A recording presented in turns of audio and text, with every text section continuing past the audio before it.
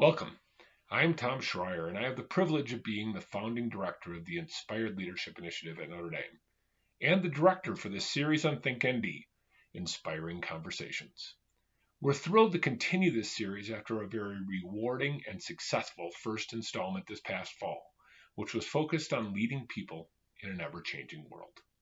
This spring, our focus will shift to the theme of transforming lives and lives transformed, with an emphasis on three critical and timely topics: pursuing a second act, the intersection of spirituality and leadership, and solving societal problems. Today, it is my pleasure to introduce you to Paul Grangaard and his topic, the art of creating renaissance.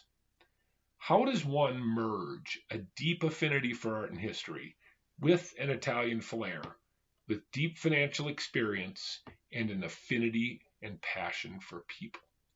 Can these passions be aligned with purpose? Paul has extensive experience in the financial realm, both in investment banking and private equity, where he rose to significant leadership positions. But something was missing for him. Fortune intervened when he was granted the opportunity to lead the great American shoe company, Allen Edmonds, as its CEO, which happened to be a portfolio company of the PE firm he was a partner at. Paul saw an opportunity to take this struggling cobbler and transform it, leveraging its great roots and his passion for the craft and art of shoemaking, coupled with his understanding of the consumer. During his tenure, the company grew substantially, ensuring that the most important employer in Port Washington, Wisconsin, had a secure and stable future.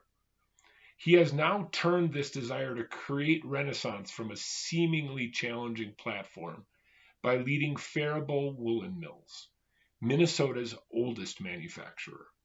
Already through great leadership, he has brought this struggling maker of blankets and other products to profitability, with a stated desire to grow revenue and add as many people as possible, knowing that success comes from the top line growth that dedicated people committed to their craft can bring. Paul believes that a person's vocation is a calling, and that strong leadership that builds companies and communities is as powerful as any vocation. He puts that belief to action every day. For some, their second act is part-time engagement. For others like Paul, they see a calling to deep immersion for the benefit of consumers, employees, and the community. There are many who are fortunate that he has heard this call. For those who doubt that a passion for art, history, and music can translate through to leading meaningful transformation, I welcome you to come with me as Paul takes us, with a little license from John Denver, to go home to a place you've never been before.